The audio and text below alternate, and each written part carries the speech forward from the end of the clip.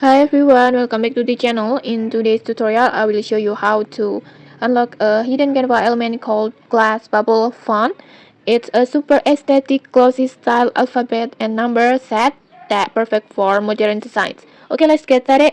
First, just open your Canva and then open any designs, and then just tap on elements and just type this code, this one, and then when you're done, just tap on enter and okay, like this,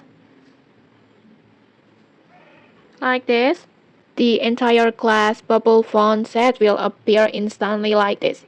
These elements feature glossy liquid styles, letter and numbers like this, perfect for aesthetic poster or maybe album covers, birthday designs, or playful social media graphics, and maybe trendy Y2K inspired layouts. And okay, that's it. Just try out this in your next Canva projects. And if you found this tutorial helpful, don't forget to like, comment, and subscribe for more tutorials. Thanks for watching and see you.